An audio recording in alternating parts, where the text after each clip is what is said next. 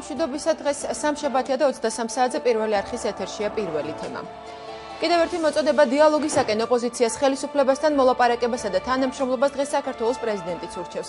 მიუხედავად ამისა, დიალოგის ფარგლებში მიმდინარე პროცესებში მხოლოდ საპარლამენტო ოპოზიცია მონაწილეობს. ისიც ორი დეპუტატის გამოკლებით. არასაპარლამენტო ძალების აბსოლუტური უმრავლესობა კი ხელისუფლებასთან საუბრის მხოლოდ ერთადერთ თემას განიხილავს. ქვეყნის პირველი პირის გადადგომასა და ვადამდელი არჩევნების დანიშვნას. მიმდინარე მოლაპარაკებაზე მიღწეული პირველი შეთანხმება არასაპარლამენტო ოპოზიციის უცვლელი პოზიცია და რეკომენდაციები დაპირისპირებულ მხარეებს. დღეს პირველი თემა წარმოგიდგენთ.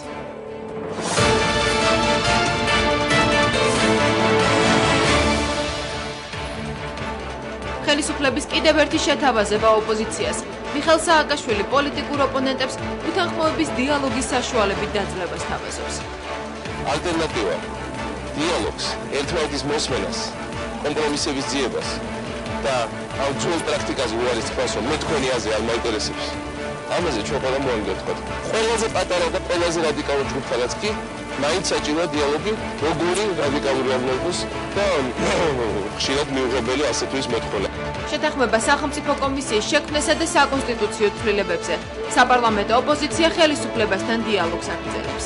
ასეთი დიალოგი ჭირდება არა მხოლოდ ოპოზიციასთან ხელისუფლებას, ასეთი დიალოგი ჭირდება საქართველოს, ასეთი დიალოგი ჭირდება ქართულ ხალხს. ამიტომ არავის არ აქვს უფლება რომ თავისი პირადი ამბიციების გამო ჩაშალოს დიალოგი. ერთადერთი თემა, რაც შეიძლება გახდეს დღეს ორივე მხრიდან საუბრის და დიალოგის უნდა იყოს აქციის უსაფრთხოება ორივე მხრიდან.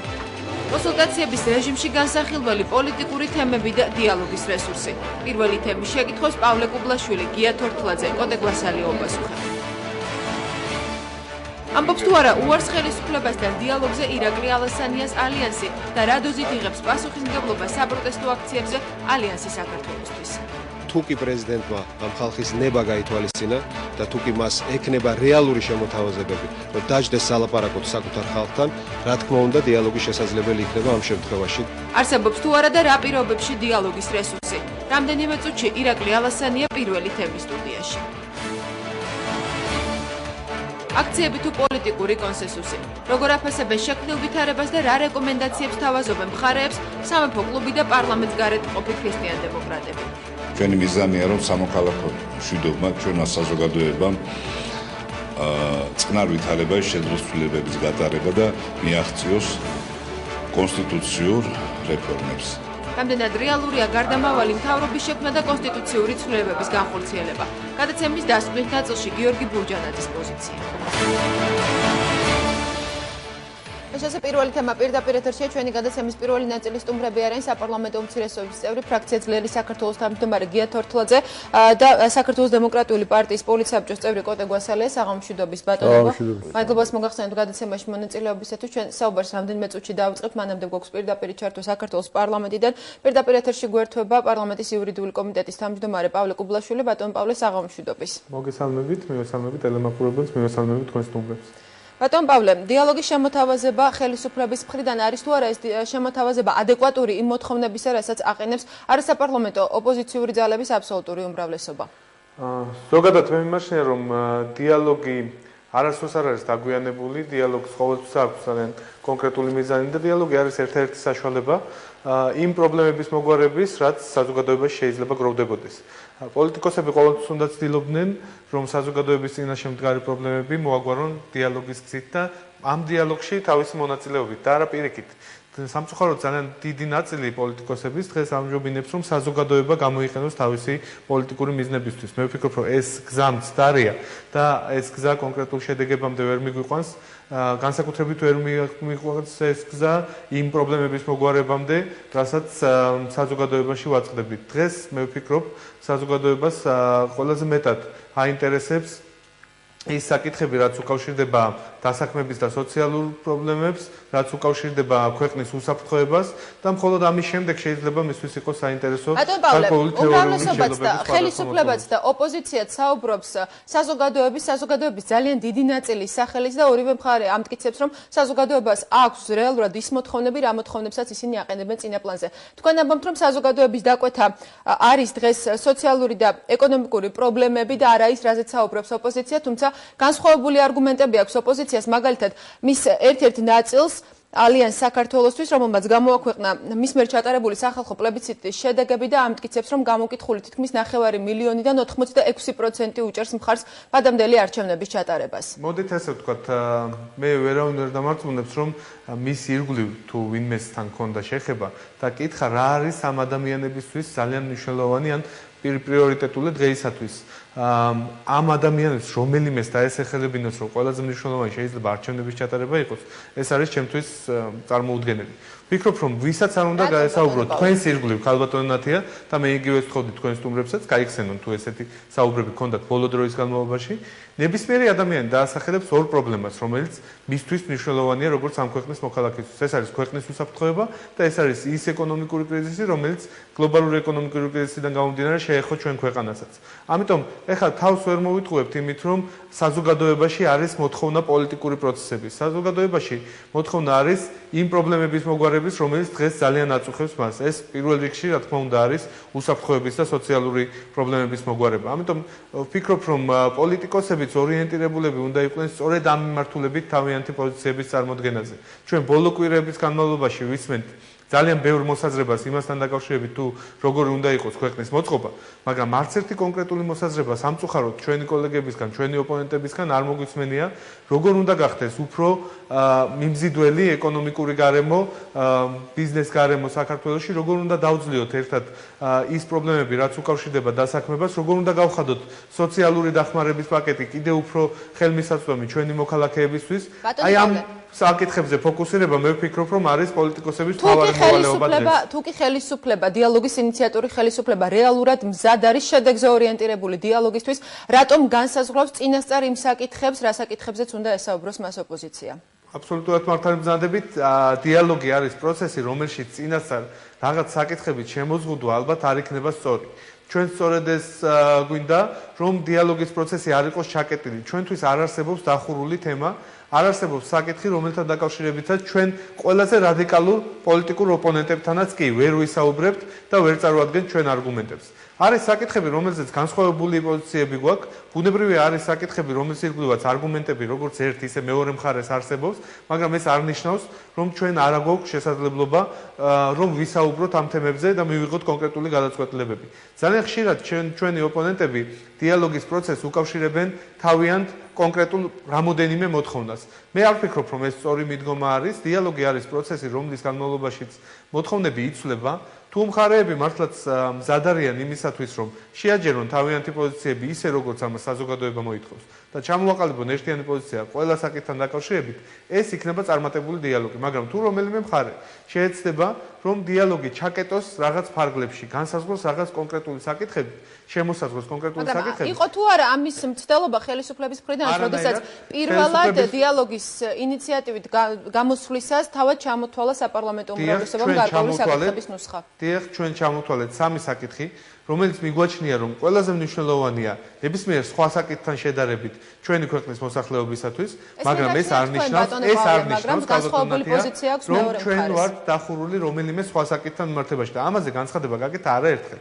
ჩვენ დამეთანხმებიან ის ადამიანები, რომლებიც ესწრებიან ამ დიალოგის პროცესს, რომ ყველა ასეთ შეხვედრას ჩვენ ვიწყებთ კონკრეტული განცხადებით, რომ არ არის დახურული თემა არც ერთი, რომელიც შეიძლება მნიშვნელოვანი იყოს ჩვენი ოპონენტებისათვის. მათ შორის ის თემაც, რასაც აყენებს არასაპარლამენტო ოპოზიცია, ბატონ პავლე. რას გულისხმობთ? არასაპარლამენტო ოპოზიცია, რომელიც მოდის და ამბობს, რომ ჯერ მოდით თქვენ ხელისუფლებიდან წარბზანით და ამის შემდეგ დიალოგი გვექნება, მე მგონი ხა სერიოზულად ამ პოზიციის განხილვა. არა, არასაპარლამენტო ოპოზიციის ნაწილმა ისიც განაცხადა, თუ რეალური შემოთავაზებები იქნება ხელისუფლების მხრიდან, ისინი არ გამორიცხავენ დიალოგის შესაძლებლობას. ძალიან კარგია თუ ესეთი განწყობა არის პოლიტიკურ სპექტრში. ძალიან კარგია თუ ესეთი განწყობა არის რომელიმე პოლიტიკურ პარტიაში და რაც უფრო მეტში იქნება ესეთი ზაობა დიალოგისთვის, მით უკეთესია. ამიტომ იმისათვის, რომ გავიგოთ რა პოზიციები აქვს მხარეებს, პირველ რიგში უნდა დავსვეთ დიალოგის მაგიდასთან. თუ ეს არ მოხერხდა, თუ რომელიმე პარტია ელოდება, რომ ჩვენგან იქნება რაღაც პოზიციები დაფიქსირებული და ამის შემდეგ შეეძლებათ, რომ თქვა თავიანთი პოზიცია ჩამოაყალიბონ, მე ვფიქრობ, რომ ეს არასერიოზული მიდგომა არის ამ პროცესისადმი და ვფიქრობ, რომ ჯერ უნდა ერთმანეთთან საუბრის გზით შევძლოთ ჩამოაყალიბოთ ის პოზიციები, რაც ხარებს გააჩნია და ამის შემდეგ შევეცადოთ, რომ შევაჯეროთ ეს პოზიციები ისე, როგორც საზოგადოების ბატონო პავლე, ის პროცესი, რაც ახლა დაიწყო, ხომ არ კარგავს თავის არსსა და მიზანს, როდესაც ამ მიმართვის, ამ ინიციატივის და შეთავაზების მთავარი ადრესატები არასაპარლამენტო ოპოზიციის წარმომადგენლები ამ პროცესში არ მონაწილეობენ. უმრავლესობასა და საპარლამენტო ოპოზიციას დიალოგის და ერთმანეთთან საუბრის შესაძლებლობა აქვს საკანონმდებლო ორგანოში. მე არ ვფიქრობ, რომ დიალოგის ადრესატი არის რომელიმე ერთი კონკრეტული პარტია, ან თუნდაც პარტიათა ჯგუფი, რომელიც არ არის წარმოდგენილი პარლამენტში. მე ვფიქრობ, რომ დიალოგი არის მნიშვნელოვანი იმისათვის, რომ საზოგადოებას ჰქონდეს სრული წარმოდგენა, რა პოზიციები გააჩნიათ პოლიტიკურ პარტიებს, რა დამოკიდებულებები გააჩნიათ ამა თუ იმ საკითხებისადმი. ამიტომ ეს დიალოგი შედგება აუცილებლად, დიალოგი იქნება არა მხოლოდ პოლიტიკურ პარტიებთან, იქნება საზოგადოების წარმომადგენლებთან, არასამთავრობო სექტორთან, ნებისმიერ ადამიანთან, რომელიც გამოხატავს თავის პოზიციას იმ საკითხებზე, რაც მნიშვნელოვანია დღეს ჩვენი ქვეყნისათვის, ნებისმიერ ექსპერტთან, რომელსაც შეუძლია წარმოადგინოს კონკრეტული გეგმა, იგივე ეკონომიკური კრიზისის დაძლევის, იგივე სოციალური ფონის გაუმჯობესების, უსაფრთხოების მიმართულებით, კონკრეტული გარანტიების შექმნის თვალსაზრისით. ეს არის ის საკითხები, რომელზეც დიალოგი გაგრძელდება მიუხედავად იმისა, თუ რომელი პოლიტიკური ფიგურა რა პოზიციას დააფიქსირებს ამ დიალოგისადმი. მე არ მინდა ვინმეს დასჭერს საბეჭდილება, რომ ვინმე ამ ქვეყანაში არის პოლიტიკური ლიდერების მძევალი. არანაირად ეს დიალოგი ემსახურება ერთ-ერთ მიზანს, რომ საზოგადოებას რაც შეიძლება მკვეთრი წარმოდგენა ჰქონდეს იმ პოზიციებზე, რომელიც ხარებს გააჩნიათ დღეს. ბატონო პავლე, როდესაც ქვეყანაში პოლიტიკური კრიზისია, საზოგადოება ყოველთვის ითხოვს დიალოგს და არა მხარეებს შორის დაპირისპირებს. ეს განცხადება დღეს გააკეთეთ თქვენ. იღებს თუ არა პასუხისმგებლობას ხელისუფლება იმაზე, რომ ვითარება პოლიტიკურ ძალებს შორის ამ დონემდე მივიდა და იღებს თუ არა ხელისუფლება პასუხისმგებლობას იმაზე, რომ მოვლენები არ განვითარდება ძალადობრივი სცენარი 9 აპრილის აქციის შემდეგ. პირველ რიგში მოდით ესე ვთქვათ, თუ მხარეების მხარეებს შორის დიალოგის ნაკლებობაა, ეს არის პირველ რიგში იმ მხარის ბრალი, რომელიც უარს აცხადებს დიალოგს. მე არ მგონია, რომ როდესმე ჩვენი მხრიდან ყოფილიყო მკვეთრად ესეთი პოზიცია, რომ უარი გვეთქვას ამ ადამიანებთან საუბარზე, ან კონკრეტული, არ მხოლოდ საუბარზე, კონკრეტული გადაწყვეტილებების მიღებაზე, მაგრამ როდესაც მათი მხრიდან არ არის საუბარი, ხა ძალიან რთულია მხოლოდ ხელისუფლებას აკიდო პასუხისმგებლობა იმაზე, რომ არ მიმდინარეობდა იხსენებს შარშანდელ მოვლენებს, როდესაც მიმდინარეობდა დიალოგი ხელისუფლებასთან, თუმცა ამ დიალოგმა მათ შედეგი ვერ მოუტანა. რომ ამ დიალოგს იხსენებს არა მხოლოდ პოლიტიკური სპექტრი. მე მგონი მოსახლეობის ძალიან დიდ ნაწილს შესაძლოა ერთეული გამონაკლისების გარდა მეხსიერების პრობლემა არ აქვს და აქედან გამომდინარე ვფიქრობ, რომ ყველას ძალიან კარგად ახსოვს, როგორ მიმდინარეობდა დიალოგის პროცესი.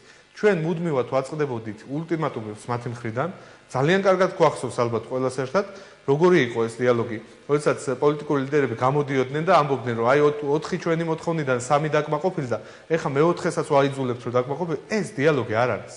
როდესაც მხარე მიდის დიალოგის მაგიდასთან მათი წარმოდგენით და ამ დროს აყენებს პირობებს, აყენებს მოთხოვნებს, რომელიც უპირობოდ უნდა დაკმაყოფილდეს მეორე მხარის მხრიდან, ამას დიალოგი ძალიან რთულად შეიძლება ეწოდოს. ამიტომ მე მიმაჩნია, რომ პოლიტიკურ პარტიებს გარდა იმისა, რომ აი ეს მაგალითები უნდა გაიხსენონ და ალბათ აქედან შესაბამისი დასკვნები უნდა გამოიტანონ, ზაობა უნდა ქონდეთ იმის, რომ შესაძლოა ყველა მათი მოთხოვნა არ იყოს დაკმაყოფილებული. ბუნებრივია, ამ მოთხოვნებიდან ნაწილი უნდა იყოს ისეთი, რომელიც გათვალისწინებული იქნება, მაგრამ იქნება ისეთი საკითხებიც, რომელზეც ჩვენ პოზიციებს ვერ შევაჯერებთ. ასეთ შემთხვევაში მე მგონი დიალოგზე უარის თქვა მხოლოდ იმის გამო, რომ ყველა მოთხოვნა, რომელსაც ნებისმიერი მოთხოვნა, რომელიც წამოყენებულია მათი მხრიდან, არ კმაყოფილდება ავტომატურ რეჟიმში, მე მგონი ეს უკვე არასერიოზული დამოკიდებულებაა თვითონ დიალოგზე. დაუბრუნდებით ჩემს შეკითხვას, რა პასუხისმგებლობას იღებს ხელისუფლება იმაზე, თუ როგორ განვითარდება მოვლენები ოპოზიციის მიერ საპროტესტო აქციების დაწყების შემდეგ. რაც შეეხება იმ აქციებს, რომელსაც გეგმავს ოპოზიცია, მე ვფიქრობ, რომ პასუხისმგებლობა გაწერილია კანონმდებლობითაც ამ აქციებთან დაკავშირებით. პასუხისმგებლობის ნაწილი აქვს ბუნებრივია იმ პოლიტიკურ ძალებსაც, რომლებიც ორგანიზებას უკეთებენ ამ აქციებს. ბუნებრივია, როგორც ქვეყნის შიგნით სამწუხაროდ ეს დადასტურდა რამოდენიმე კვირის წინ, ისე ქვეყნის გარეთ არსებობენ ძალები, რომლებსაც სურთ სიტუაციის გამოყენება მათთვის მისაღები შედეგის მისაღებად, მათთვის სასურველი შედეგის მისაღებად.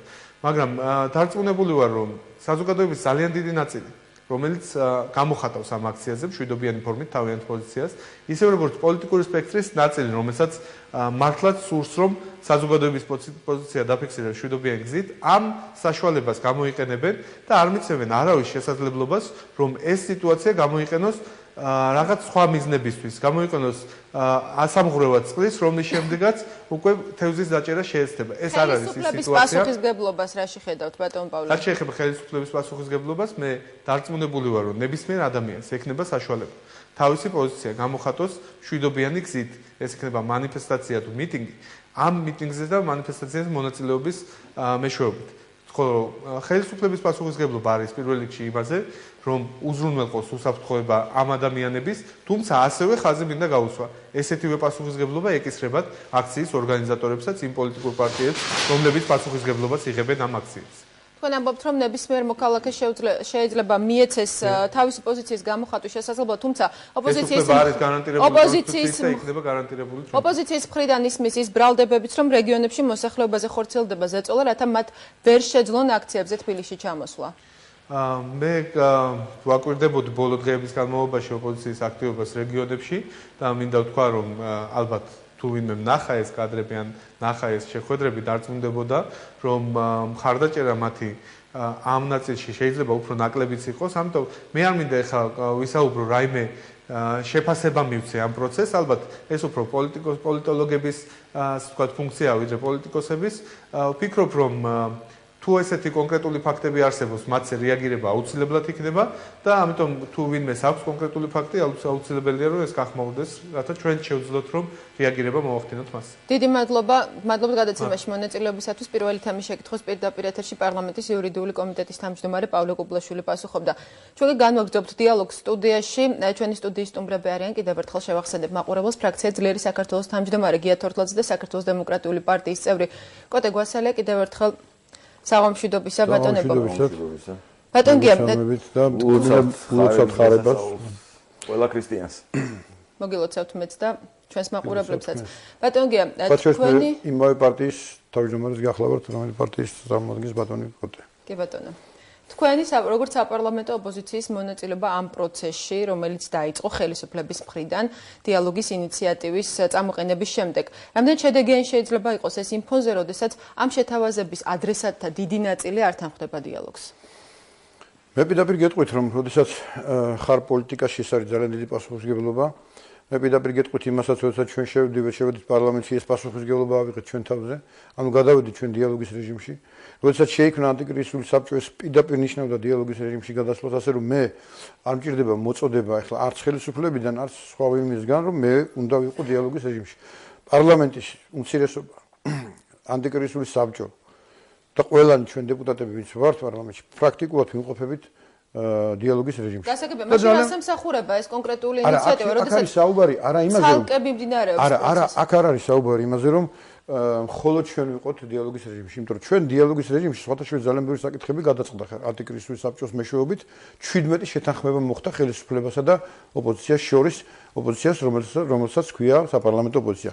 ჩვენ ამავე პერიოდში ძალიან მკაფიოდ და ღიად მოუწოდეთ გარე ოპოზიციასაც, რომ თუ მათ სურთ მონაწილეობის მიღება ანტიკრიზისული საბჭოს მუშაობაში, ან თუ არ სურთ მონაწილეობის მიღება, კი ბატონო, შეიძლება წერილობით გამოგვიგზავნოთ ამეთი მოსაზრებები, ჩვენ განვიხილავთ აუცილებლად, თუ რაიმე დოკუმენტაცია არსებობს, რომელიც ასევე მნიშვნელოვანია, ამასთან დაკავშირებითაც ასე ვთქვათ, ღიად განვაცხადეთ.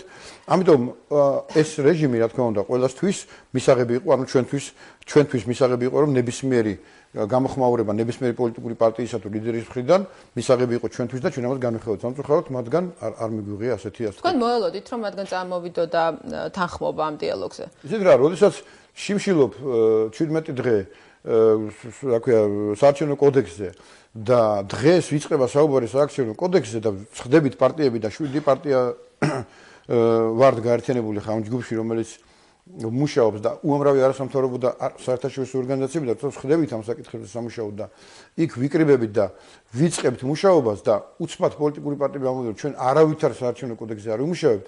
ჩემთვის გაუგებარია, მაშინ რატო შიმშილობდი შეკადამიანო თუ არ გინდა საარჩევნო კოდექსი. მე მინდა საარჩევნო კოდექსი იყოს საქართველოში ერთხელ და სამუდამოდ გამართული და სწორი. ამიტომ მე ვიმშილობდი და ეხლა როცა საშუალება მომეცა რომ მივმუშაო კონკრეტულად კოდექსზე, ხა ვიმუშავებ კონკრეტულად კოდექსზე. მე ბატონ პავლე კუბლაშვილთან საუბარშიც გავხსენეთ ის პროცესები, რაც ვითარდებოდა შარშან 2008 წლის ზამთარსა და გაზაფხულზე, როდესაც და დღესაც ოპოზიცია ადანაშაულებს ხელისუფლებას იმაში, რომ დიალოგის რეჟიმში, როდესაც ხდება გადაწყვეტილების მიღება, ხელისუფლება ყოველთვის იღებს იმ გადაწყვეტილებას, რაც არის მისთვის სასურველი. შარშან ამ დროს თქვენც იყავით არასაპარლამენტო ოპოზიციის ნაწილი და თქვენც იყავით ჩართული მოლაპარაკებებში, რაც მიმდინარეობდა ხელისუფლებასთან.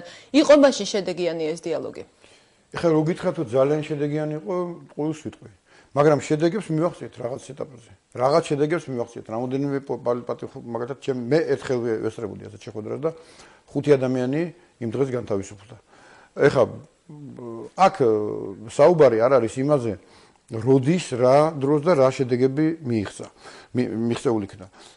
იმ პერიოდში იყო ძალიან რადიკალიზირებული სიტუაცია და ძალიან ძნელი იყო დიალოგ შესვლა. იქ იყო პირდაპირ მოთხოვნები ზოგიერთი პოლიტიკური პარტიის ლიდერები, რომლებიც გაერთიანებული იყვნენ პოლიტიკურ დიდ გაერთიანებაში, რასაც გაერთიანებული ოპოზიცია ერქვა.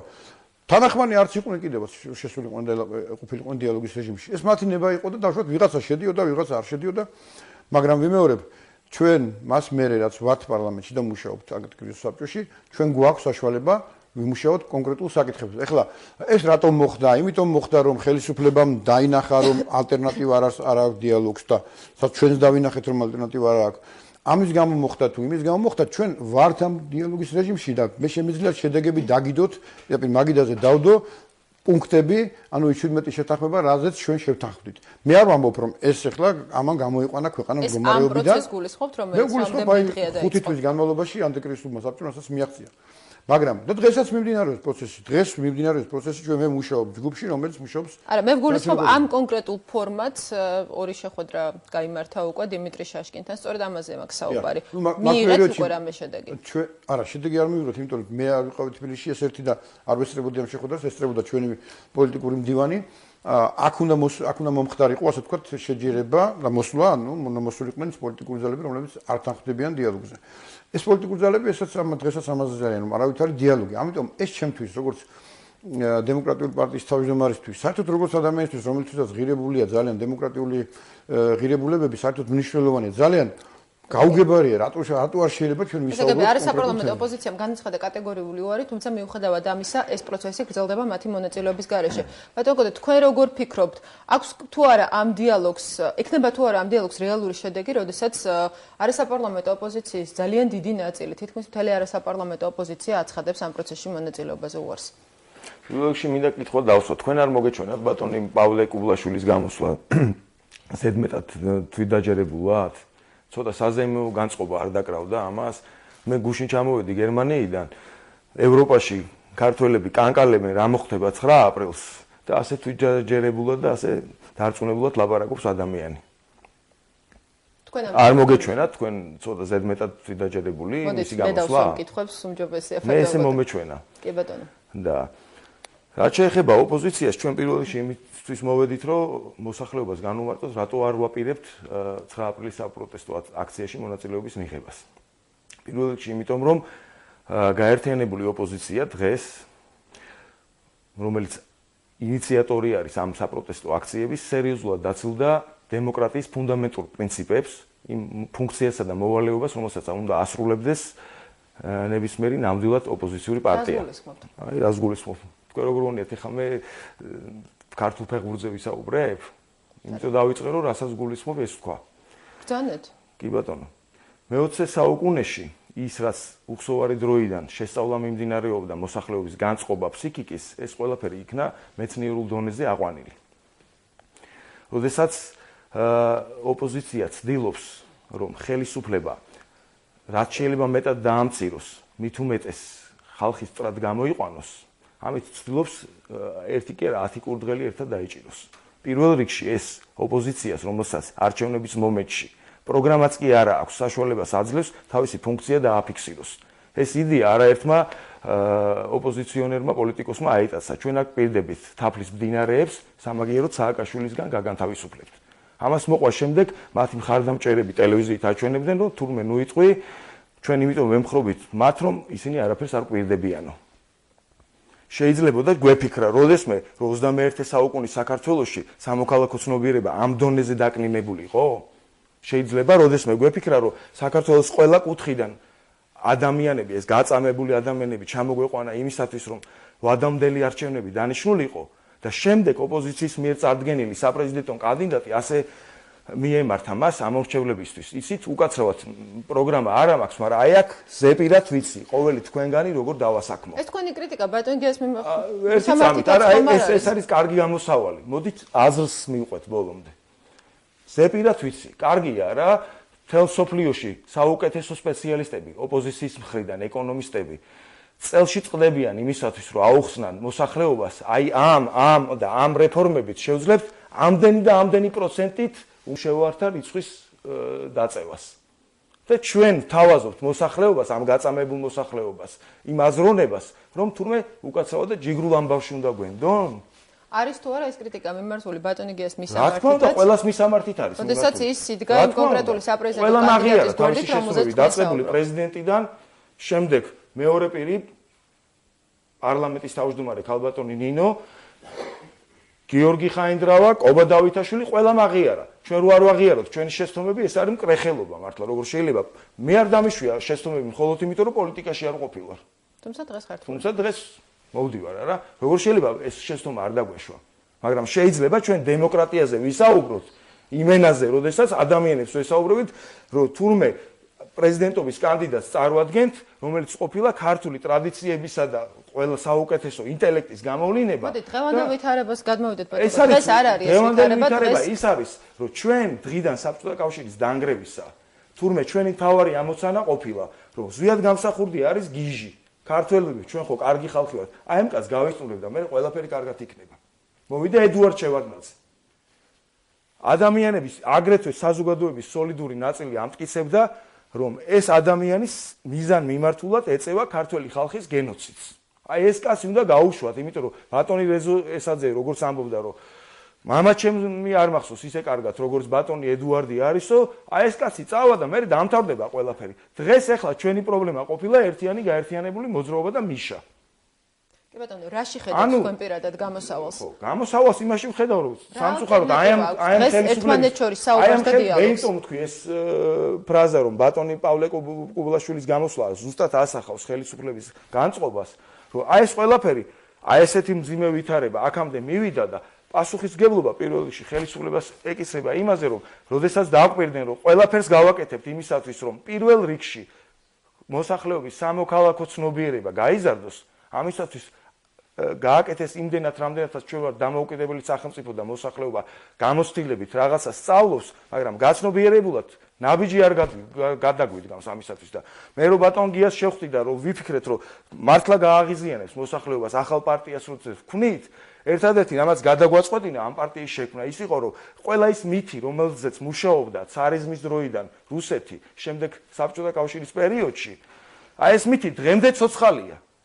რომ მართლმადიდებელია რუსი, აფხაზეთის პრობლემა, ყველა ეს მითი არანაირად არ შეცვლილა. ანუ სამოქალაქო ცნობიერება ოდნავათაც არ გაზრდილა და თურმე ხელისუფლებას როგორც ვხედავ, აწყობს ეს ოპოზიცია, დღეს რომელიც არის, რომ რაც არ უნდა არაკომფორტულად გრძნობდეს თავს, რაღაცნაირად მაინც ესალგუნება მათ ამბიციებს, აი ეს დონე. არასაპარლამენტო ოპოზიციას გულისხმობთ. რა თქმა უნდა, არასაპარლამენტო ოპოზიციას. რომელზეც აი როცა საუბრობენ, აი ბავშვობის დროიდან მიჩნდება ის გზნობა, რომ სადღაც ჩავიმალო და ბალიშის ქვეშ ჩავყო თავი. ისე მსხვენია მათი საუბარი. ისეთი უმწიფარია ეს ოპოზიცია. გასაგებია. მოდით კიდევ ერთი მნიშვნელოვანი საკითხი ბატონ გია, ჩვენ არა გვაქვს ძალიან ბევრი დრო, იმიტომ რომ კიდევ კოსტუმრები ჩვენს გადაცემაში. ჩვენ ძალიან ბევრი დრო გვაქვს, იცით, მე აი ამის წინააღმდეგი ვარ. ჩვენ ვცდილობთ საბჭოთა კავშირი რო დაინგრა, რომ თურმე გვეჩქარება სადღაც არაფრის დრო არ აგვაქვს. როგორ შეიძლება რაღაც საკითხი ბოლომდე არ მივიყვანოთ? არა? დრო ბევრი გვაქვს. არის კიდევ ერთი საინტერესო საკითხი. აი ფორმატიც უნდა შევცვალოთ, მე მგონია. გადაცემის ფორმატი. რა თქმა უნდა. გადაცემის ფორმატი თქვენი კომპეტენცია ნამდვილად არ არის. ჩემი კომპეტენცია არ არის, მაგრამ ზეგ არა მარტო საქართველოს ბედი წყდება.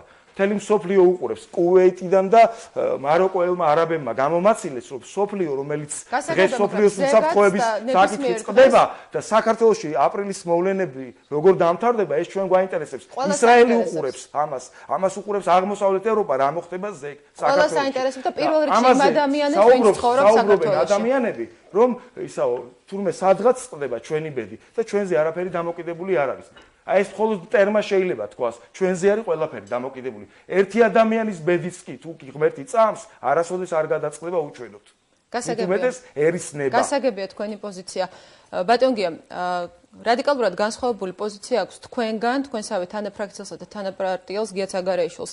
ის კატეგორიულად მიუღებლად მიიჩნევს ამ ფორმატით დიალოგს ხელისუფლებასთან დაგვიანებულს უწოდებს ამ ინიციატივას და ემხრობა რეფერენდუმის იდეას და იმპიჩმენტის აკს ლეიბორისტების ინიციატივას. რატომ არის ერთ ფრაქციაში ესეთი დიამეტრალურად განსხვავებული პოზიციები? შეიძლება ასეთი ასთა სხვადასხვა არსებობდეს, იმიტომ რომ ფრაქციაში რამოდენიმე პარტიაა გაერთიანებული და ასეთი რამ ხდება ხოლმე.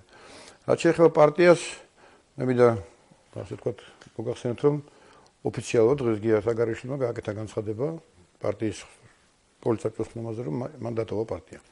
ეს მისი გადაწყვეტილებაა, სამწუხაროა. არა, ფრაქციაზე არ არის ეს გადაწყვეტილება მიღებული, არ მიუღია მას ასეთი რამ დააფიქსირა პარტიასთან მიმართებაში.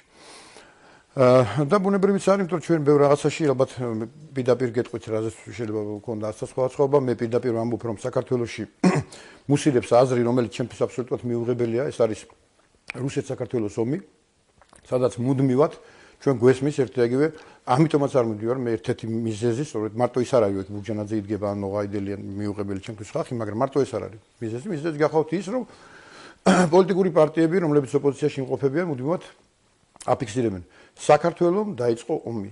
და ნუ იქ კიდე პირველი გასროლის პრობლემა და შემდეგ. ეს ძალიან მნიშვნელოვანი თემებია. ეს არ არის სათამაშო თემები და ეს არის კინკლაობის თემა, რომ პირველმა ვინ გამოკრა და მეორე ვინ გამოკრა. მე გეუბნებით პირდაპირ, საერთაშორისო სამართალი ამას მიმოვებს ძალიან ბევრჯერ. არ აღიარებს იმ ქვეყანას, რომელიც არის აგრესორი. ანუ აგრესორ ქვეყანას არ აღიარებს. აქედან გამომდინარე, ჩვენ თუ ჩვენივე ხელით დავასამარებთ ჩვენ დამოუკიდებლობას, ჩვენ თუ ჩვენი ხელით ჩავაბარებთ იმ ტერიტორიებს და ვიტყვით, რომ რუსეთმა მიიღო მონაწილეობა მხოლოდ იმიტომ, რომ პატარა მცირეერი დაეცვა საქართველოში და ამას აფიქსირებენ და ამას წერილობით აკეთებენ, ამას ზეპირსიტყვიათ აკეთებენ, ამას მუდმივად ტელევიზიებში გვესმის ეს, რომ დაიწყო ომი ამ ხელისუფლებამ და კაცეტური ბომბები დაბომბა თავის ხალხი და ასე შემდეგ და ასე შემდეგ. მე ამას ვერასდროს ვერ დავეთანხმები. კი ბატონო, ვერასდროს ვერ დავეთანხმები. ვერ დავეთანხმები იმ მოსაზრებასაც, რომ რამდენიმეჯერ გაისმა ეს მოსაზრება, თუმცა ჩემთვის ძალიან ნიშანდობლივია, რა გვინდა ნატო და თუ ორი კაცი დავჭით, სამი კაცი დავჭით და ნატო საერთოდ პრიორიტეტი არ არის იმ დროს, როცა 72% მოსახლებისა ნატოზე ძალიან მნიშვნელოვანი ეს ვთქვათ გააკეთა გადაწყვეტილება და ყველაზე მთავარი, როგორ შეიძლება დაუძახო ხალხს მიტინგზე და მიმართო ესე. მე არ ვიცი, მე ამ ჩემ ხალხს ძალიან დიდ პატივს ვცემ. მე არასდროს არ დაუძახებ ჩემ ხალხს მიტინგზე ისე, რომ მოდით იცი რა, ეხლა შევიკრიბოთ, ეს ხელისუფლება უნდა შევცვალოთ, მაგრამ მე მოვალთ ჩვენ. ეს ხელისუფლება უნდა წავიდეს, უნდა მოვიდეთ ჩვენ და მე მოგიყვებით, როგორი კონფიგურაცია იქნება, ვინ იქნება პრეზიდენტი, ვინ იქნება რა, ვინ როგორ დაალაგდება, რას გავაკეთებთ, რა მოხდება.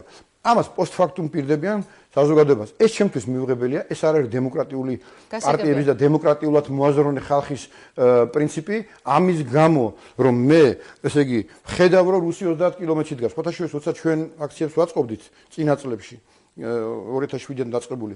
ეს აქციები არ იყო ისეთი დიდი საფრთხის ქვეშ, იმიტომ რომ მაშინ რუსი იდგა სამშვიდობო მანდატით, იქ იდგა ქართული სამშვიდობო ჯარები. გასაგებია, მაგრამ მაშინაც საფრთხებზე ქონდა ძალიან ბევრი არგუმენტი მისაწინააღმდეგოდ რა მოთხოვნების მაშინაც საუბრობდა ხელისუფლება საფრთხეებზე, გაზაფხულზე, როდესაც ითხოვდით. ხელისუფლების ენით. მე ვსაუბრობ დღევანდელ მდგომარეობაზე. დღეს 30 კილომეტრში დგას რუსეთის შეერაღებული ძალები უკვე არასამშვიდობო, არამედ რეგულარული და პუტინი აცხადებს. მისი განცხადება შეიძლება ინახოს ინტერნეტში და დევს, რომ საქართველოში 8%-ია ჩემი ქვეყნის ასე ვთქვათ მოქალაქეები და ვინმეს რო იქ ერთით ჩამოვარდეს, მე ავიღებ აეროდრომებს და ასე შემდეგ. ასეთი განცხადება მან გააკეთა თავის დროზე. დიდი ხნის წინ არა, სულ რაღაც შეიძლება 10 დღის წინ, 8 დღის წინ. ამიტომ საფრთხეები მეტი ჩემს, რა თქმა უნდა. ამიტომ გმართებს უყველას ერთად. მე არ ჩავდივარ ამ მიტინგზე, პირდაპირ გეუბნებით, ჩემთვის მიუღებელია. ამ მიტინგების დაწყების შემთხვევაში გარე საფრთხების ასეთი გააქტიურება რეალურად მიგაჩნიათ, ბატონო? რა თქმა უნდა, საერთოდ არანაირი საფრთხე არ იყო 21 წელს და პირდაპირ შემოვიდნენ და არანაირი შიდა პრობლემები არ არსებობდა 21 წელს შემოვიდნენ და შემოვიდნენ და დაიპყროს და მოახდინეს არნექსე. თუ ჩვენ ისტორია ვიცით, უნდა ვიცოდეთ ბოლომდე ისტორია.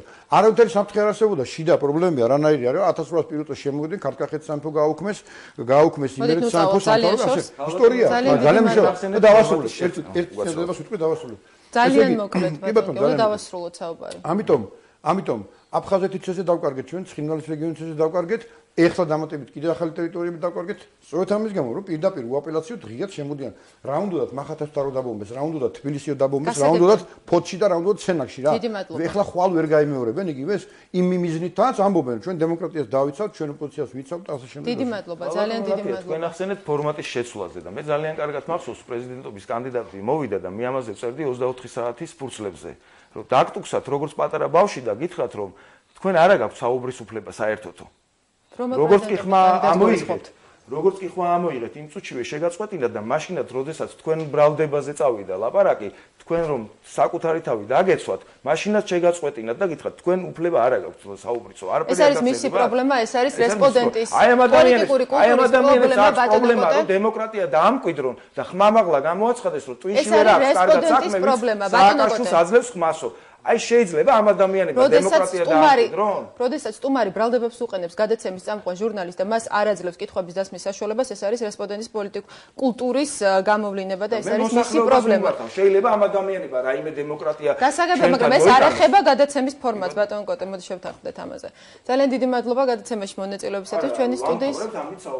რა თქმა უნდა, იმიტომ რომ მე მაქვს რაღაცა საქმელი უამრავია, მაგრამ ასეთი მოკლე იმითი არ მეგონა რომ. ეს არის გადაცემის ქრონომეტრაჟი 1 საათი, თქვენ შემდეგ მე მყავს კიდევ 2 სტუმარი გადაცემა. მე მინდა მოსახლეობას მივმართო. ადამიანო, ასე მექამდე ვერასოდეს ვერ მიხვალ, იმიტომ რომ ეს გზა ბაღდადისკენ მიდის. ის ადამიანები, ვინც ჯერ ხელისუფლებაში არ მისული, დემოკრატიის ასეთ პრინციპებს გადაგებენ, ჩვენ ვერანაირად ვერ შეუერთდებით მათ. ეს გზა არის ანტიდემოკრატიული, საოცრად და ჩვენ გვინდა რომ მოსახლეობას შევხვდეთ ტელეეთერში შევიწყოთ ხელი და ვისაუბროთ რა ძირეული გარდაქმნები გვინდა და რამხელა წინააღმდეგობა გვაქვს ხელისუფლებასთან რომ ეს არ არის თითიდან გამოწეული და ზილობის გულისთვის რომ ხელისუფლებას ვითომ ნამუსი მოუბანოთ ჩვენ გვაქვს პრეტენზია იმაზე რომ რატომ არის არაკონკურენტული გარემო შექმნილი ჩვენს ქვეყანაში როგორ გავცეთ ამას პასუხი არ შეიძლება ოპოზიცია ხელისუფლებაზე პრეტენზიას აცხადებდეს არ კონდეს არც შინაგან საქმეთა სამინისტროს განვითარების კონცეფცია, არც ეკონომიკური განვითარების, არ უხსნიდეს ხალხს მისთვის გასაგებ ენაზე, რას ნიშნავს ინვესტიციების მოზიდვა ისე, რომ სამშობლო არ გაიყიდოს. რას ნიშნავს ქვეყნის გაერთიანება და პირდაპირი დიალოგი აფხაზებთან, როდესაც ყველამ კარგად ვიცით, ბეტონის კედლებითა ვართ უკვე ერთმანეთისაგან გამიჯნული და კეთილინებაც რო იყოს კოკოითისა და ბაღავში. დიდი მადლობა. უკაცრავად. თქვენს პარტიას აქვს ყველა ამ მიმართულებით ხედვა ჩამოყალიბებული. ჩვენ გვაქვს ეს დაასრულებ რა მაშინ მე ვიტყვი რა აქვს ჩვენ პარტიას აქვს დარბაზი სადაც 45 ადამიანია გაწევრიანებული, აქედან 3 აკადემიკოსი და დანარჩენი მეცნიერთა დოქტორები, სხვა მიმართულების. და ჩვენ პროგრამა რო გქონოდა, ჩვენ იქნებოდით არასწორები და არა მართალი ჩვენ საზოგადოებას და რასაც ჩვენ დაპირებიდან გამომდინარე. ჩვენ გვაქვს ესეთი გეგმა. იმუშავებს 10-8 მიმართულებაზე ჯგუფები, სერიოზული მეცნიერები, სერიოზული პროფესიონალები, დარგის პროფესიონალები და ისინი დადებენ ამ პროგრამას და ამათი ნაღვაწი იქნება პროგრამული პაკეტი და ამით წავიდებით ჩვენ საზოგადოების წინაშე და არა ჰაერზე დაპირებებით. უნდა დავასრულო გადაცემა, ჩვენი სტუდიის სტუმრები გახდნენ ბატონები გია თორთლაძე და კოტე გვასალია, ჩვენ განვაგრძობთ გადაცემას. აქციების ორგანიზატორ პოლიტიკურ პარტიებს ალიანსი საქართველოსთვისაც უერთდება გაერთიანების ლიდერები დაგეგმილი საპროტესტო გამოსვლების თანამონაწილენი ხდებიან და სხვა ოპოზიციურ ძალებთან ერთად იღებენ პასუხისმგებლობას პროტესტის მშვიდობიან ხასიათზე. დაგვალოდეთ რამდენიმე წუთში პირველი თემის სტუმარი ირაკლი ალასანია იქნება.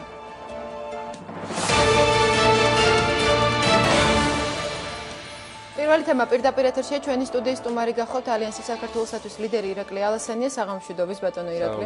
მადლობას მოგახსენებთ გადაცემაში სტუმრობისთვის. მადლობა მოწვევისთვის. ბატონო ირაკლი, დიალოგი არ არის გამორიცხული იმ შემთხვევაში თუ პრეზიდენტი ხალხის ნებას გაითვალისწინებს. რას ნიშნავს თქვენი ეს განცხადება, რა შემთხვევაში მიიჩნევთ დიალოგს დასაშვებად? დიალოგი არ არის ნამდვილად ამოწურული და მე ყოველთვის წამს რომ ყოველთვის არის შანსი მოლაპარაკებისთვის, მაგრამ პირველ რიგში 9 აპრილს და იმ დღეებში, როდესაც ოპოზიცია უგეგმავთ ამ საპროტესტო აქციებს, მშვიდობიან აქციებს, ჩემი აზრით მნიშვნელოვანია ხალხმა ძალიან მტკიცედ დააფიქსიროს საკუთარი ნება, საკუთარი განწყობა მიმდინარე პოლიტიკურ მოვლენებთან დაკავშირებით და დარწმუნებული ვარ, რომ ესეც იქნება და იმ შემთხვევაში თუ ხელისუფლება გახდება ადეკვატური ამ ხალხის მოთხოვნების, ბუნებრივია, არ არის ამოწურული შანსი დიალოგისთვის და მე ვარ მწამს, რომ საბოლოოდ კრიზისიდან გამოსავალი იქნება დიალოგის გზით მოძებნილი. მაგრამ პირველ რიგში უნდა გახდეს ხელისუფალი ადეკვატური ხალხის მოთხოვნის. და ეს არის მთავარი ამოცანა, რომელსაც ვისახავთ ის ოპოზიციური ძალები, ვინც პასუხისმგებლობას ვიღებთ ამ აქციაზე. ადეკვატური ხალხის მოთხოვნის ოპოზიცია, რომელიც მოუწოდებს ხალხს, რომ გამოვიდნენ საპროტესტო აქციაზე, აყენებს მხოლოდ ერთ მოთხოვნას. ეს არის პრეზიდენტის გადადგომა და ვადამდელი საპრეზიდენტო არჩევნები. ამ საკითხით ხელისუფლება არ განიხილავს. ასეთ შემთხვევაში როგორ შეიძლება ხელისუფლება იყოს ადეკვატური მოთხოვნისა, რა მოთხოვნასაც აყენებს ოპოზიცია? ოპოზიციის მოთხოვნების მიმართ ადეკვატურს არ ვიძახი, მე ვიძახი ხალხის ნების მიმართ უნდა იყოს ადეკვატური და შექმნილი პოლიტიკური ვითარება და კრიზისი შეაფასოს ადეკვატურად. ამაზე მაქვს ოპოზიცია აიგივებს როდესაც გვაქვს შემოთავაზებები, რომელსაც ვხედავთ ბოლო დღეების განმავლობაში და როდესაც რეალურად ქონდა ხელისუფალს შანსი ამ თვეების განმავლობაში საკუთარი ნაბიჯების დემონსტრირებით დობა აღედგინა საზოგადოებაში, ეს მან არ გააკეთა. ჩვენ გახსოვთ სექტემბრიდან ხელისუფალი პრეზიდენტი იძახდა, რომ აუცილებელი იყო და ეწყო ახალი ტალღა დემოკრატიული რეფორმების. რეალურად არაფერი არ განხორციელებულა და დღეს, როდესაც რაღაც ერთი კვირა იყო დარჩენილი საპროტესტო აქციებამდე, მაშინ მოხდა გააქტიურება დიალოგზე საუბრის. ამიტომ ვიძახი, რომ ეს არის არაადეკვატური შეთავაზება დღეს შექმნილ პოლიტიკურ ვითარებასთან დაკავშირებით. ამაზეა საუბარი, რომ ხელისუფლებას უნდა გააჩნდეს განცდა, რომ საზოგადოების მოთხოვნა და მოთხოვნა არის რეალურად ხელისუფლების მშვიდობიანი ცვლილება. ამ მოთხოვნის მიმართ იყოს ადეკვატური და ამ შემთხვევაში შედგება დიალოგი. დიალოგს სჭირდება ერთი მთავარი ნდობა, რომელიც დაკარგული აქვს ხელისუფლებას დღეს საზოგადოების მხრიდან და მან თუ უნდა რომ დიალოგში შევიდეს საზოგადოებასთან და მოქალაქეებთან, სწორედ ამ ნდობის აღდგენით უნდა დაიწყოს. გადადგას გარკვეული ნაბიჯები, რაც დაანახებს რეალურად საზოგადოებას, რომ ხელისუფლებას რეალურად გულწრფელად სურს დიალოგი საკუთარ ხალხთან. მოდით ასე ვთქვათ, ბატონო ირაკლი, რა ნაბიჯები უნდა გადადგას ხელისუფლებამ? თუ გამოვრიცხავთ ამ კონკრეტულ შემთხვევაში პრეზიდენტის გადადგომას, თუ წავიდა ხელისუფლება იმაზე, რომ მასობრივი საპროტესტო აქციების დაწყების შემდეგ მან გაატარა ძირეული რეფორმები, რადიკალური ცვლილებები, დათანხმდა, რომ წავიდეს საპარლამენტო არჩევნების დანიშვნაზე. იქნება თუ არა ეს საკმარისი მოტივი იმისათვის, რომ ოპოზიცია წავიდეს დიალოგზე? პირველ რიგში ჩვენი პრობლემა დღეს, მთავარი პრობლემა არის, რომ ეს არის ერთი ადამიანის ხელისუფლება. აი ეს გახდა ძირითადად საფუძველი იმისი, როდესაც ხელისუფლებამ და ხელისუფალმა გადადგა ნაბიჯები ისეთი, როგორც იყო მედიის თავისუფლების შეზღუდვა, როგორც იყო სასამართლო დამოუკიდებლობის დაკნინება, როგორც იყო ისეთ კონცენტრაცია სამართალდამცავ სტრუქტურებში იმ დიდი ძალის და როდესაც არ არსებობს საზოგადოებრივი კონტროლი, ეს ნიშნავს, რომ უნდობლობას უცხადებს საკუთარ ხალხს. ამან გამოიწვია სოსტად საზოგადოების მხრიდან ადეკვატური რეაგირება, რაც გამოიხატა იმაში, რომ მოთხოვნა დღის წესრიგში, პოლიტიკურ დღის წესრიგში დადგა ხელისუფლების დემოკრატიული, თავისუფალი არჩევნების გზით შეცვლა. ამის ადეკვატური უნდა გახდეს ხელისუფლება და ვიფიქროთ იმაზე, როგორ შეიძლება ეს ცვლილება მშვიდობიანი განხორციელდეს. და პრეზიდენტს დღესაც აქვს შანსი თავისი წვლილი შეიტანოს ამ მშვიდობიან ცვლილებაში ხელისუფლების. და სწორედ ეს პროცესი უნდა შედგეს და ეს პროცესი უნდა გახდეს დიალოგის საგანი. და არა თუნდაც მერის არჩევნები ან ამის სხვა შემოთავაზება. არც საპარლამენტო არჩევნები. დღის პოლიტიკურ დღის წესრიგში დღეს დგას ვადამდელი საპრეზიდენტო არჩევნები. ეს არის მოთხოვნა საზოგადოების, ეს აჩვენა ჩვენს მიერ ორგანიზებულმა პლებისციტმა და ზოგადად გამოკითხვებას. ბატონო ირაკლი, ის რასაც თქვენ დღეს ამბობთ და რასაც ამბობს არასაპარლამენტო ოპოზიცია, ეს მოთხოვნები, რასაც თქვენ აყენებთ, დიალოგის რესურსის აღიარებას უფრო გავს თუ ხელისუფლების მისამართი წაყენებულ ულტიმატუმს? ხელისუფლების მიმართ უნდობლობა გაუჩნდა საზოგადოებას, მოქალაქეთა ძალიან დიდ ნაწილს. ეს იქნება გამოვლენილი 9 აპრილს, ეს გამოავლინა კიდევ ერთხელ ვიმეორებ ჩვენმა პლებისციტმაც. თუ კი საზოგადოებაში ეს მტკიცენება არ არის, ბუნებრივია ეს ცვლილება არ განხორციელდება. ამიტომ არის მნიშვნელოვანი, რომ 9 აპრილი შედგეს, 9 აპრილი უნდა იყოს ფართომასშტაბიანი და ჩემი აზრით სწორედ ხალხის ნების მტკიცე გამოვლინება გახდება საფუძველი, რომ რეალური დიალოგი წავიდეს ამ მშვიდობიანი ცვლილების საკითხზე. საზოგადოების სახელით, როდესაც საუბრობთ ოპოზიციამ, გადაცემის დასაწყისში ამავე თემაზე ვსაუბრობდი პარლამენტის იურიდიული კომიტეტის თავმჯდომარესთან, ხელისუფლებაც ასევე საუბრობს საზოგადოების სახელით და ხელისუფლება ამბობს, რომ საზოგადოების დაკვეთა და მოთხოვნა არ არის ის, რაზეც დღეს საუბრობს არასაპარლამენტო ოპოზიცია. მე ვერ დავეთანხმები. მე პირადად გახდეთ რეგიონებშიც, ხვდები მოსახლეობას, ხვდები მოქალაქეებს თბილისშიც, განწყობა არის უკიდურესად რადიკალური, მაგრამ ამავე დროს ჩვენ არ უნდა დაგვავიწყდეს. და აქ არის სწორედ ოპოზიციის პასუხისმგებლობაზე ლაპარაკი. როდესაც ეს აქციები ჩატარდება, ჩვენი პასუხისმგებლობა ის იყოს კარგად ორგანიზებული და მხოლოდ მშვიდობიანი. ეს არის ჩვენი კონსტიტუციური უფლება. ხალხს არ უნდა ეშინოდეს საკუთარი პოზიციის დაფიქსირების ღიად, თუნდაც დემონსტრაციების პირობებში. აქედან გამომდინარე, ყველა ნაბიჯი, რომელიც აქამდეა გადადგმული, ჯდება კონსტიტუციის ფარგლებში და ესეც გაგრძელდება. მე მინდა რეალურად საზოგადოება დავამშვიდო, რომ არც ერთი ნაბიჯი არ იგეგმება, რომელიც შეიძლება გაცდეს კანონიერებას და კონსტიტუციურ ჩარჩოებს. და თუ კი ხელისუფლების მხრიდან იქნება ამაზე ადეკვატური პასუხი და რეალურად გაიგონებს და შეისმენს ხალხის მოთხოვნებს, რა თქმა უნდა, დიალოგი შესაძლებელი გახდება. რა პასუხისმგებლობას იღებს აქციების მოსურნე და აქციების ორგანიზატორი, ოპოზიცია, რომ პროცესები არ გაცდება კონსტიტუციურ ჩარჩოებს? ჩვენ ვიღებთ რეალურად ადამიანურად შესაძლებელ ყველა ზომას, გვყავს თვითორგანიზებული ეს ხალხი, ზუსტად ვიცით რომელი პარტიული ორგანიზაციის წარმომადგენლები, აქტივისტები და ასევე მოსული მოქალაქეები სად იქნებიან, როგორ განლაგდებიან, მათთან იქნება მუშაობა ჩატარებული სპეციალური ჯგუფების მიერ, ვინც მომზადებული გვყავს, რომელიც ფრთხილად და ფრთხილად იქნება, რომ არ იყოს დაშვებული პროვოკაცია. ასევე იგეგმება ყოველ შემთხვევაში ჩვენი წარმომადგენლების მხრიდან, რომ ადგილზე იყოს თუნდაც სამართალდამცავ სტრუქტურებთან შესაძლებლობა კავშირის. რომ ერთობლივად იქნეს არა კონკრეტულად ალიანსის, არამედ მთელი ოპოზიციის სახელით ბატონო. ამ შემთხვევაში ჩემი ალიანსის სახელით ლაპარაკობ. და აქედან გამომდინარე ეს იქნება ისეთი ზომები, რომელიც გამორიცხავს მაქსიმალურად შესაძლო პროვოკაციებს. თუმცა აქვე მინდა აღვნიშნო, რომ ძირითადად მართლ წესრიგზე, ძირითადად საზოგადოებრივი და მოქალაქეების დაცვაზე პასუხისმგებლობა ეკისრება ხელისუფლებას. გეთანხმებით, რომ პასუხისმგებლობის საკითხიც ძალიან მწვავედ დგას დღეს. თუ როგორ განვითარდება მოვლენები, ამაზე დიდწილად პასუხისმგებლობა მოდის ხელისუფლებაზე, მაგრამ ალბათ ვერ გამოვრიცხავთ ოპოზიციის პასუხისმგებლობასაც იმ შემთხვევაში, თუ შეიკრიბება რუსთაველის გამზირზე დედაქალაქის სხვადასხვა ადგილას, როგორც დაანონსა ეს ოპოზიციამ, ძალიან ბევრი ადამიანი ხომ არ გაუჭირდება მათი მართვა და პროვოკაციების გამორიცხვა თავად აქციების ორგანიზატორს. ეს არის საზოგადოების მოთხოვნა, მოქალაქეები ძალით კი არ მოყავს აქ ვიღაცას. ეს არის მათი მოთხოვნა, რომ შვიდობიანად დემონსტრირება გააკეთოს საკუთარი პოლიტიკური ნების და ბუნებრივია ეს პასუხისმგებლობის გზნობა თითოეულ მოქალაქესაც უნდა კონდეს გააზრებული. მაგრამ სწორედ ხელისუფლების პასუხისმგებლობა ის არის, რომ არ დაუშვას არანაირი პროვოკაციები, რომელიც შეიძლება გამოყენებული იქნას ესკალაციის შესაქმნელად. ეს ამაზე ძალიან ნათლად მინდა ვთქვა, პასუხისმგებლობა ეკისრება სამართალდამცავ სტრუქტურებსაც. და მათი პასუხისმგებლობის საკითხი დადგება მაშინ, თუ კი ისინი ვერ შეძლებენ ამის უზრუნველყოფას. ჩვენი მხრიდან, რაზეც ავიღეთ პასუხისმგებლობა, ეს არის, რომ აქციები იქნება ორგანიზებული, არ იქნება დაშვებული არც ერთი შანსი იმისი, რომ ესკალაციაში გადაიზარდოს. ბატონო ირაკლი, რამდენი პირობა თქვენი ალიანსის პოზიციის ასეთი ცვლილება დღეს თქვენ იღებთ სწორება 9 აპრილზე, როდესაც ერთი თვის წინ თქვენი პოზიცია იყო რადიკალურად განსხვავებული. თქვენ მისდევდით რეფერენდუმის გზას, რაც იმ დროს, როდესაც თქვენ წაუყენეთ ხელისუფლებას ულტიმატუმი 9 აპრილის ჯგუფად წოდებულმა ოპოზიციურმა ძალებმა თქვენი ეს იდეა გააკრიტიკეს. დიახ, ჩვენ თვლიდით, რომ რეფერენდუმი ეს იქნებოდა გამოსავალი და განმუხტავდა საზოგადოებაში ამ შექმნილ პოლიტიკურ კრიზისს, მაგრამ ხელისუფლებამ უარი თქვა რეფერენდუმზე. შემდეგ ჩვენ თვითონ ჩავატარეთ პლებისციტი, რომლის პირველი შედეგები ცნობილია საზოგადოებისთვის, 2000-ზე მეტმა მოქალაქემ გამოკითხულთა შორის დაუჭირა მხარი ადრეულ ვადამდელ საპრეზიდენტო არჩევნებს. 2000 ბატონო ირაკლი. 400-200-ზე მეტმა. 400-200-ზე მეტმა. ეს კიდევ ერთხელ მეტყველებს იმას, რომ საზოგადოებაში რეალურად არის განცდა, რომ ცვლილებები უნდა განხორციელდეს.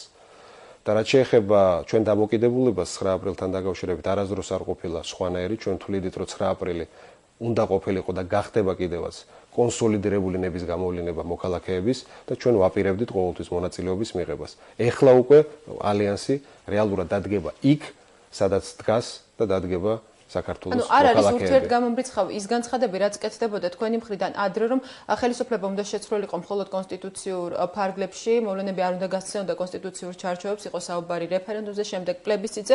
დღეს კი თქვენ დღებით იმ ძალების გვერდით, რომლებიც გამოდიან საკმაოდ რადიკალური მოთხოვნებით და არ არის ნამდვილად გამორიცხული, ალბათ დამეთანხმებით ამაში, რომ აქციაზე მოხდეს რაიმე პროვოკაცია და პროცესები განვითარდეს უმართავით. მოქალაქეობრივი ნების გამოვლინება და პოზიციის გამოვლინება თქვენი აზრით სცილდება კონსტიტუციურ ფარგლებში. ეს ხო ჩვენი კონსტიტუციური უფლებაა.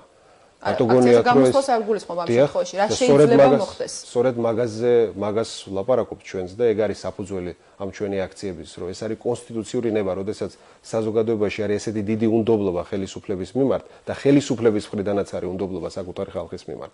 ეს პროტესტის გამოხატვის ეს ფორმა აბსოლუტურად დასაშვებია, ეს არის დემოკრატიული. ამიტომ თქვენ აპრიორი არ უნდა ჩათვალოთ, რომ ეს კონსტიტუციურ ფარგლებს გაცდება ეს აქციები. ჩვენი მხრით ყველა ზომას ხმარობთ, რომ ეს იყოს მხოლოდ და მხოლოდ მშვიდობიანი აქციები და კონსტიტუციურ ფორმებში დარჩება.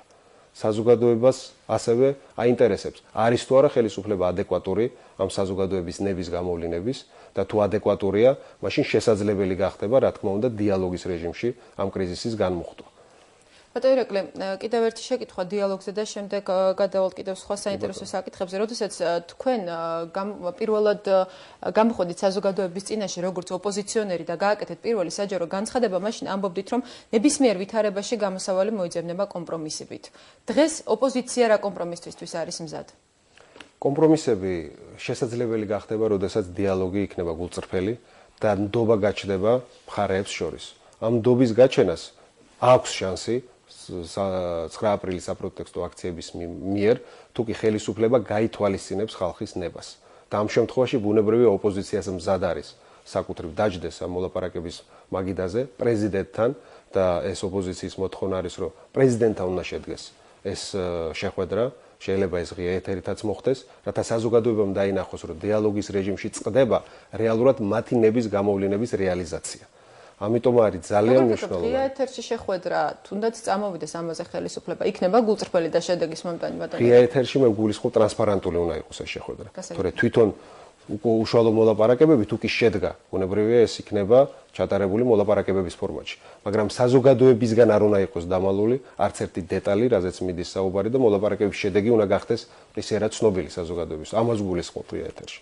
და კიდევ ერთი შეკითხვა, როგორ და რა ფორმით ჩაერთვება ამ პროცესებში საერთაშორისო ორგანიზაციების წარმომადგენლები და დიპლომატიური კორპუსის წარმომადგენლები. დღეს თქვენ ოპოზიციის სხვა ლიდერებთან ერთად შეხვდით დიპლომატიური კორპუსის წარმომადგენლებს. საგულისხმოა, რომ ასეთი შეხვედრები ხშირია, თუმცა ოპოზიციის ზოგიერთი წარმომადგენელი აკეთებს საკმაოდ ნეგატიურ შეფასებებს საერთაშორისო ორგანიზაციების ზოგიერთ წარმომადგენლებზე. ასეთი შეფასებები ჩვენ მოვისმინეთ კონკრეტულად მათიას იორსზე, მოვისმინეთ მეთიუ ბრაიზაზე, რომლებიც იყვნენ ჩამოსულები და შეხვდნენ ოპოზიციის წარმომადგენლებს და მათ სააკაშვილის კუდები უწოდა თქვენი ალიანსის წარმომადგენელმაც.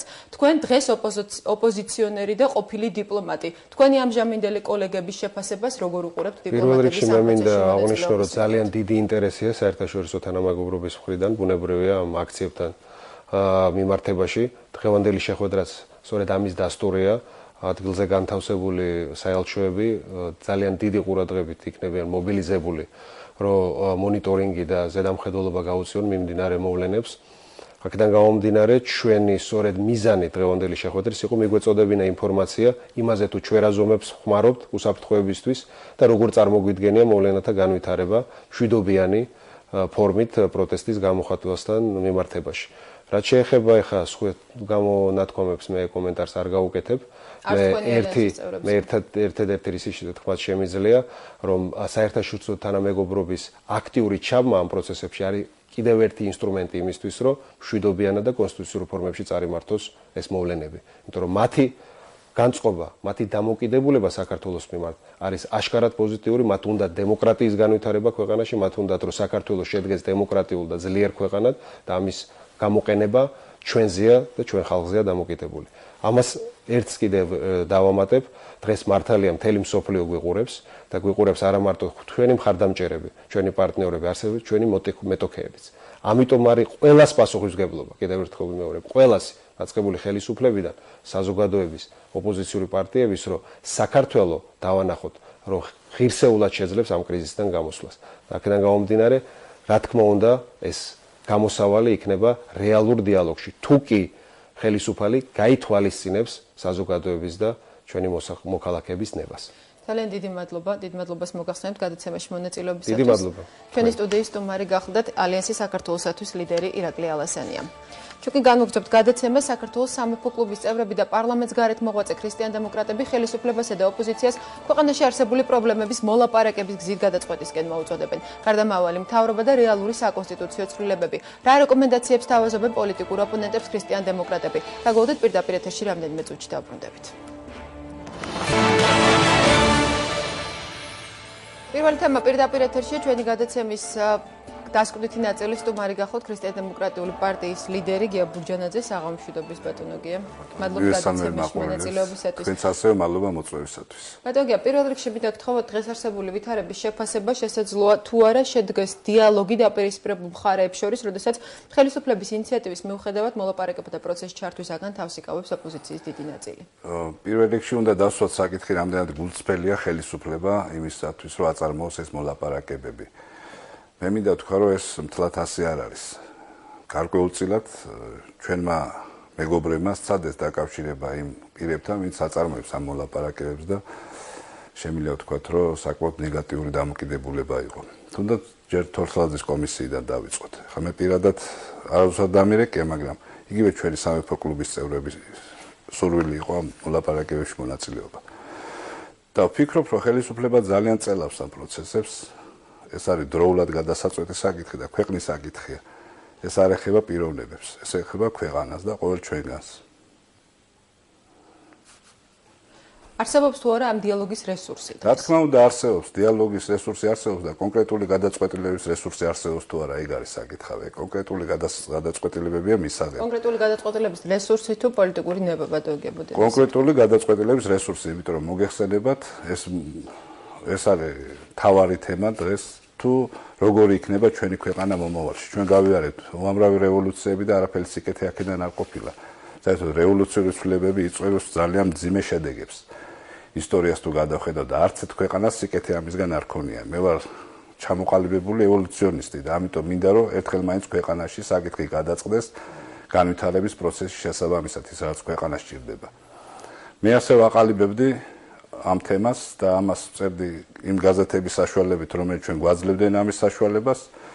ძირითადად ახალი თაობა იყო და დღეს მინდა მადლობა უთხრა, მაგრამ აი თქვენ ტელევიზიაში მაგალითად პირველად ვარ ისე როგორც სხვა არხებზე. არ ყოფილა ბოლო 3 წლის განმავლობაში. ანუ ჩვენ საზოგადოებაში თითქოს არ არის მოთხოვნა დიალოგზე და არ არის კომპრომისზე მოთხოვნა, არ არის ახალ აზრზე, მესამე ძალაზე მოთხოვნა და მე ეს მგონია რომ არ არის მართალი. რას გულისხმობ მესამე ძალაში? მესამე ძალაში გულისხმობ იმ ძალას, რომელიც არადროს არ გარეულა იმ სიბინძურეებში, რაც ჩადენილია ჩვენი ქვეყნის წინააღმდეგ ამ წლების განმავლობაში, ვისაც არ ჩაუდენია კონკრეტული დანაშაული ქვეყნის განადგურების მიზნით, არ გადაუდგია შესაბამისი ნაბიჯები. აი რბილად რო ვთქვათ. ან თქვენ ძალას გულისხმობთ ამ კონკრეტულ შემთხვევაში? გულისხმობ იგივე ნამდვილ ქრისტიან-დემოკრატებს, გულისხმობ იგივე სამეფო კლუბში შემოვა სხვადასხვა პოლიტიკურ ორგანიზაციებს, პიროვნებებს, უამრავი წესიერი პიროვნება არსებობს. მე შემიძლია დავასახელო კიდევაც და ავიც თუ ეს შესაძლებელი იქნება შემდეგ გადაცემებში, რა თქმა უნდა. უბრალოდ მე მინდა შემოგთავაზოთ ასეთი საკითხების განხილვა, შევთავაზო იმ კომისიას, რომელიც დღეს არ ვიცი სად მოღვაწეობს და არის ძალიან დახურული, კიდევ ერთხელ ვიმეორებ.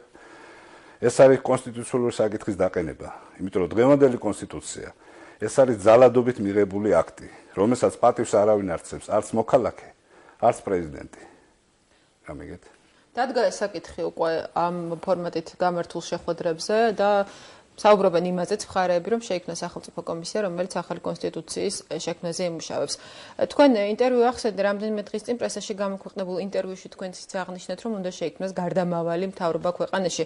რამდენად რეალურია ამის გაკეთება და რამდენად განმუხტავს ეს ვითარებას? აი, კონსტიტუციის შექმნასთან დაკავშირებით წინსწრები პირობაა გარდამავალი მთავრობის შექმნა აუცილებლად, რადგან მან სახელმწიფო რესურსის გამოყენებით უნდა მიიზიდოს ყველა ნათელი გონება საქართველოსი და ჩამოაყალიბოს ახალი კონსტიტუციის საფუძვლები, განახორციელოს ეროვნული თანხმობის პროცესი. და ეროვნული თანხმობის პროცესი ეს ძალიან სერიოზული საკითხია. აი აქ ჭირდება ზუსტად კონსტიტუციონალისტების დახმარება და მასმედიის დახმარება, რომ ეს საკითხები სიღრმისეულად იყოს გათვალისწინებული.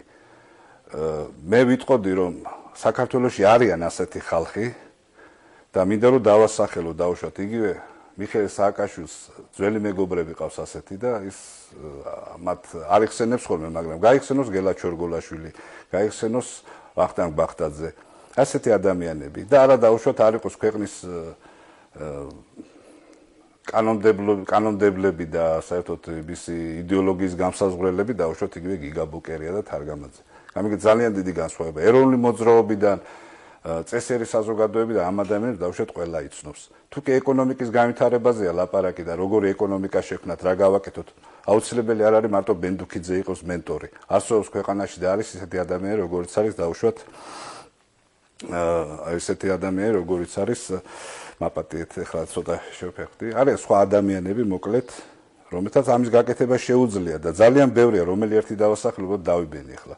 ძალიან ბევრია და ეს ადამიანები აუცილებლად მივიდნენ და ამ საკითხზე იმუშაონ. იქვე არის სასამართლო რეფორმის საკითხი, ხო? ანუ კონსტიტუციური საკითხი გულისხმობს სასამართლო რეფორმის საკითხებს.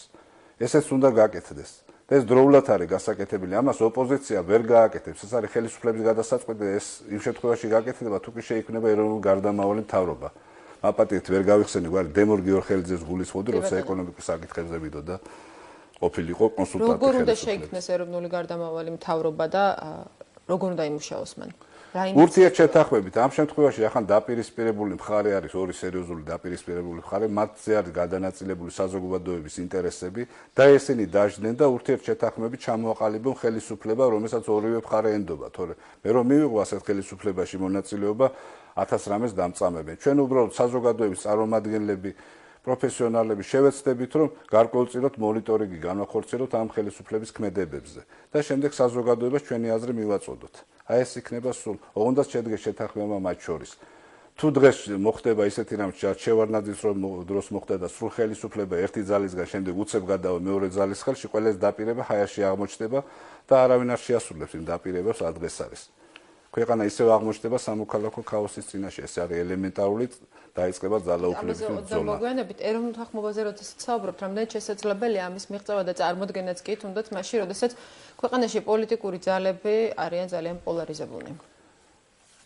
იცით რა, პოლიტიკური ძალები არიან პოლარიზებული, მაგრამ საზოგადოებას, ხალხს, ჩვენ სამშობლოს რამდენად აწყობს ეს პოლარიზაცია. რამდენად გვაწყობს ჩვენ როგორც მოქალაქეებს, რომ ქვეყანაში იყოს სამოქალაქო დაპირისპირება. ჩვენ ქვეყანას ჭირდება ახალი კრიტიკული სიტუაციები, იქნება ჩვენ ქვეყანას ჭირდება ეს ევოლუციური განვითარება, რაც მე თქვი. წესიერი განვითარება და სიყვარულით სიარული და არა დაუშვათ შიშით და ურთიერთსიძულვილით. აი ეს საკითხებია, რომელი ჯობია, სიძულვილით, სიარულით თუ სიყვარულით. ეს უნდა გადაწყვიტოს საზოგადოებამ, ეს არჩევანი უნდა გააკეთოს.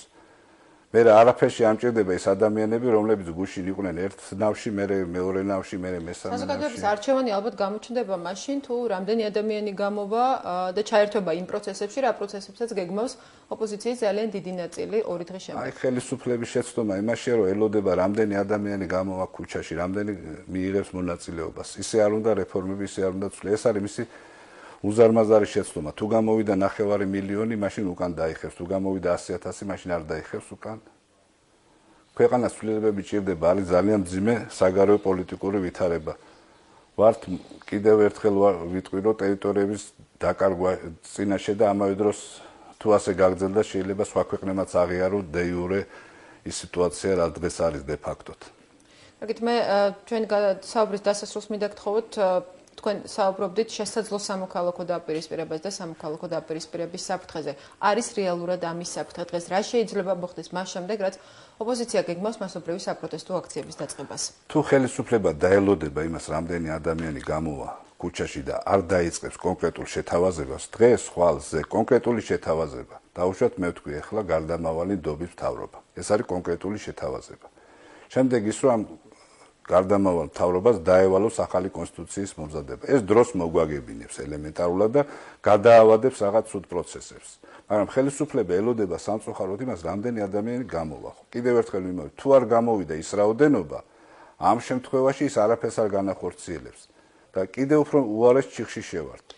თუ კი ხელისუფლების მხრიდან წამოვიდა ეს კონკრეტული ინიციატივა, როგორც ფიქრობთ, ოპოზიცია, რომელსაც ხალხი ქუჩაში გამოყავს, დათანხმდება ამ ინიციატივას? თუ არ დათანხმდება, თავის თავს ჩაიყენებს ძალიან მძიმე მდგომარეობაში. კიდევ ერთხელ ვამბობ, ქართულ საზოგადოებას ჭირდება სიყვარული, სიარული, ჭირდება ურთიერთგაგება, ჭირდება სწორი მიმართულების მიცემა, ქვეყანას ჭირდება სწორი განვითარება. ჩვენ უმძიმეს ეკონომიკურ ვითარებაში ვიმყოფებით, არ შეიძლება ამ სუსტი ეკონომიკის კიდევ უფრო დასუსტება. ჩვენგან გადასაწყვეტი განათლების პრობლემა, ჯანდაცვის პრობლემა, სოციალური სამართლიანობის პრობლემა და ეს არ გადაწყდება სამოქალაქო დაპირისპირების გზით. ეს არ გადაწყდება არეულობის გზით. ეს არის ელემენტარული რევოლუციის გზით, სიკეთე არც ერთ ქვეყანაში არ მოსულა. კიდევაც დღეს სააკაშვილი მეხსეულად გადადგეს, ქვეყანაში ქაოსი იქნება. მე სააკაშვილის მომხრე არასდროს არ ყოფილვარ, არასდროს მის პარტიაში არ ყოფილვარ, არასდროს მის მხარდამჭერი არ ყოფილვარ, არასდროს მისი მინისტრი არ ყოფილვარ, არც მისი ექსპერტი არ ყოფილვარ. მინდა ხაზი გაუსვა ზოგიერთებისგან განსხვავებით. დიდი მადლობა, გმადლობთ გადაცემაში მონაწილეობისათვის. გიორგი ჯანაძე გახდათ ჩვენი გადაცემის სტუმარი. პირველი თემა დღეს ამით დასრულებულია. მე ხუთშაბათამდე გემშვიდობებით მომავალ შეხვედრამდე.